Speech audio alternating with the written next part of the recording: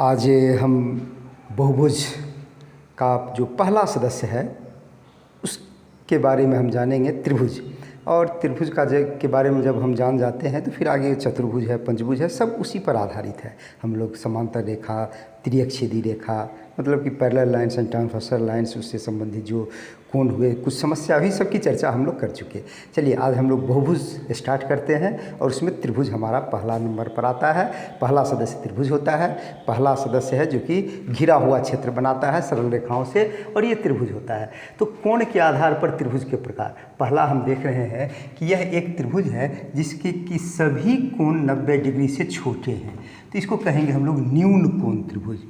ये हो गया हमारा न्यून कोण त्रिभुज, मैंने जिसके सभी कोण 90 डिग्री से छोटे होते हैं।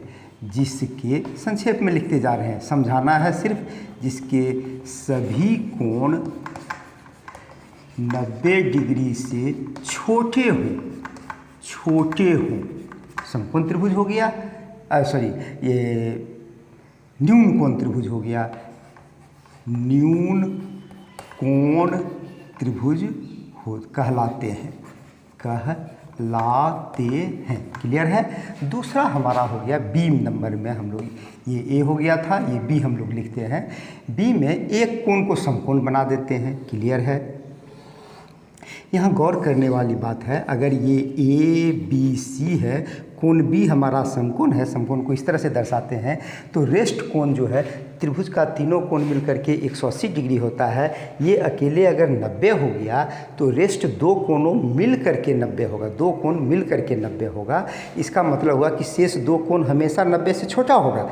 एक अगर 89 भी हो जाता है तो एक को 1 डिग्री होना होगा। अगर ये भी 90 हो गया, अगर मान लीजिए कि ये भी 90 हो गया और ये भी 90 हो, फिर तो ये कभी मिलेगा ही नहीं, आगे बढ़ते चला जाएगा, पैरेलल लाइन्स हो जाएगा। तो एक ऐसे त्रिभुज की कल्पना हम नहीं कर सकते हैं जिसका दो कोण 90 डिग्री हो या दो कोण अधिक कोण हो। एक कोण अगर 90 से अधिक हो गया तो रेस्ट दो कोण हो ही जाएगा, न्यून कोण हो जाएगा। न्यून कोण में सभी कोण, न्यून कोण त्रिभुज में सभी कोण न्यून कोण होगा, मैंने 90 डिग्री से छोटा होगा। लेकिन जब 90 डिग्री एक हो जाएगा तो से रेस्ट दो कोण 90 डिग्री ही होगा, 90 डिग्री से अधिक नहीं होगा। इसका मतलब कि समकोण त्रिभुज जो हम लोग अभी कर रहे हैं, दूसरा समकोण त्रिभुज, इसमें एक कोण 90 डिग्री होगा, जिसके एक कोण 90 डिग्री के बराबर हो। चलिए क्लियर है, जिसका एक कोण 90 डिग्री के बराबर हो गया। तीसरा हम लोग आते हैं अधिक कोण त्रिभुज। अधिक कोण में एगो कोण अधिक हो जाएगा। चलिए अधिक कर दिए, ये कोण अधिक हो गया और इसको हम लोग मिला दिए। ये हमारा हो गया ए बी सी।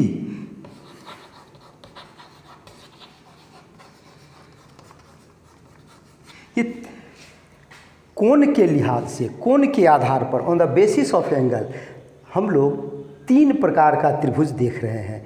न्यून कोण जिसका सभी कोण न्यून हो, एक समकोण जिसका एक कोण समकोण हो, यानी समकोण को 90 डिग्री कहते हैं। इसका ये चिन्ह पर्याप्त है दर्शाने के लिए कि ये 90 डिग्री है।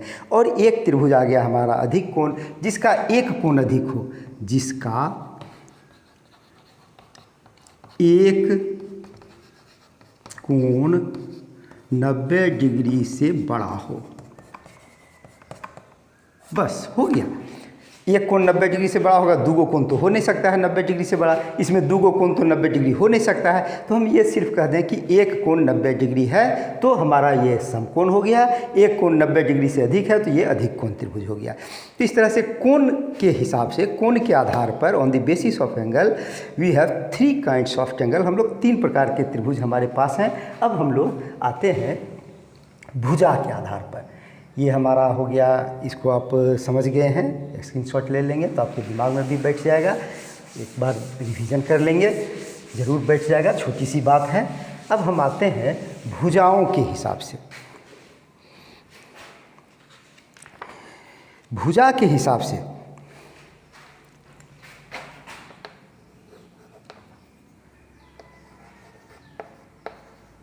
भुजा के आधार पर त्रिभुज के प्रकार। अब आते हैं पहला। चलिए एक त्रिभुज हम लोग देखते हैं जिसका सभी भुजा बराबर हो। सब भुजा अगर बराबर हो तो लगभग ये इस तरह की आकृति बनेगी। हाथ से बना रहे हैं इसलिए थोड़ा सा इधर उधर होगा, लेकिन हमको लगता है कि तीनों भुजा लगभग बराबर है।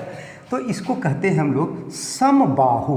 बाहु आर्म्स, ये अगर बराबर होता है तो सम माने बराबर, ये हो गया समबाहु त्रिभुज। समबाहु त्रिभुज जिसकी सभी भुजाएं बराबर हो, ये हो गया पहला। ए, यहीं पे ए लिखते हैं, ए समबाहु त्रिभुज जिसकी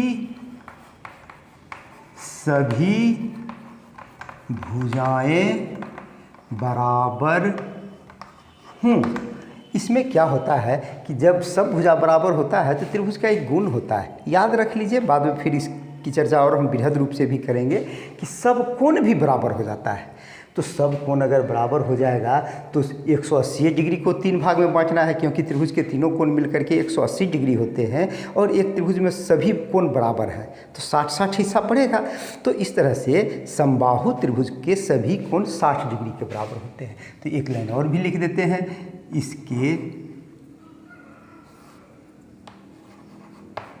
इसके सभी कोण भी बराबर होते हैं, बराबर 60 डिग्री हो गया, ये 60 डिग्री होता है। दूसरा हम लोग त्रिभुज लेते हैं, ये हो गया दो भुजा बराबर था, 3 भुजा बराबर थी। अब हम 2 भुजा बराबर की चर्चा करते हैं। अगर ये हमारा 2 भुजा तो बराबर दिख रहा है, ये तीसरा नीचे वाली भुजा इसके बराबर नहीं है, PQR कर देते हैं, PQR, ये बी नंबर में हमारा हो गया। 2 को भुजा बराबर है तो हम कहेंगे समद्विबाहु त्रिभुज, हम लोग इसको कहेंगे समद्विबाहु। समद्विबाहु जैसा कि इसके नाम से पता था। हाँ, इसको कहते हैं अंग्रेजी में इक्विलैटरल ट्रायंगल, इक्विलैटरल ट्रायंगल। चूँकि अंग्रेजी इसलिए कहते हैं कि बाद में आपको अंग्रेजी खोजना नहीं पड़ेगा और थोड़ा सा आपका अंग्रेजी वर्ड स्टॉक भी बढ़ जाएगा। इसको कहते हैं आइसोसेल्स, आइसोसेल्स ट्रायंगल। क्लियर है? समद्विबाहु त्रिभुज, ये त्रिभुज हो गया जिसकी 2 भुजाएं बराबर हैं, जैसा कि नाम है समद्विबाहु, जिसकी 2 भुजाएं बराबर हैं, जिसकी 2 भुजाएं, हम नहीं लिख रहे हैं बढ़िया से कि ऐसे त्रिभुज जिसकी 2 भुजाएं बराबर हो समद्विबाहु त्रिभुज कहलाती हैं। अब समझ गए हैं हम लोग, इस इतना से काम चला लेते हैं। जिसकी 2 भुजाएं बराबर हों तथा, अब जब 2 भुजा बराबर होती है तो त्रिभुज में एक गुण होता है, इसको भी जरा सा फिर एक चर्चा कर लेते हैं, बाद में फिर हम लोग इसको डीपली जाएंगे कि अगर समान भुजा के सामने का कोण, यानी PQ के सामने का कोण ये और PR के सामने का कोण ये, समान भुजा के सामने का कोण समान होता है, यानी कि इसके 2 कोण भी बराबर होते हैं तथा 2 समान, लिख ही देते हैं, तथा ठीक है, इतना ही है, हो गया। जिसकी 2 भुजा बराबर हो, इतना ही याद रखिए, बाद में हम लोग इसको और विस्तार से चर्चा करेंगे। तीसरा त्रिभुज हमारा होता है कि जिसकी कोई भुजा बराबर नहीं हो। ये तीनों अलग अलग है, ये सबसे छोटा है, ये उससे बड़ा है, ये सबसे बड़ी भुजा है। तो इस थोड़ा सा अगर इसको और स्पष्ट करने के लिए हम लोग ऐसा कर दें तो और अच्छा लगेगा कि ये सबसे बड़ी भुजा है। ABCPQR यहाँ लिख देते हैं XYZ। तो ये तीसरा त्रिभुज हमारा हो गया विषम बाहु। इसका कोई भुजा बराबर नहीं है, हम लोग लिखेंगे विषम बाहु त्रिभुज। इसको हम लोग कहते हैं स्केलिन ट्रायंगल, स्केलिन इसको कहते हैं, स्केलिन ट्रायंगल, विषम बाहु त्रिभुज, जिसकी सभी तीनों भुजाएं तीनों भुजाएं अलग अलग लंबाई की हों, अलग अलग लंबाई की हों। तो ये हो गया विषमबाहु त्रिभुज। इसमें हम लोग यह देखते हैं, जब त्रिभुज की चर्चा होती है तो हम थोड़ा सा इसका एक फैक्ट है, इसको भी समझ लेते हैं कि समबाहु त्रिभुज में सभी कोण बराबर होते हैं तो 60-60 डिग्री होगा। समद्विबाहु त्रिभुज में दो भुजा बराबर होती हैं, बराबर भुजा के सामने का कोण बराबर होता है, तो ये 40 और 40 हो जाएगा 80, तो ये 100 डिग्री हो जाएगा तीसरा कोण। ये अगर 50-50 हो गया तो ये 80 हो जाएगा। इस तरह से अगर ये 60-60 हो गया तो फिर तो समबाहु त्रिभुज और समद्विबाहु एक ही चीज़ हो गया। लेकिन विषमबाहु त्रिभुज हम लोग देखते हैं, स्केलिंग ट्रायंगल में हम लोग देखते हैं कि ये तीनों भुजा अलग अलग लंबाई की होती है, और जब अलग अलग लंबाई की होती है तो तीनों कोण का भी माप अलग अलग होता है। तब इसमें एक चीज़ ध्यान रखने की बात है जो हम कह दे रहे हैं, आप ध्यान में बैठा के रखिएगा, भविष्य में बहुत काम आएगा। जो बड़ी भुजा होती है उसके सामने का कोण बड़ा होता है, देखिए देखने से भी बड़ा लग रहा है। उससे छोटी भुजा ये है तो इसके सामने का कोण इससे छोटा है, और सबसे छोटी भुजा ये है, इसके सामने का कोण बहुत छोटा है, बहुत छोटा है ये।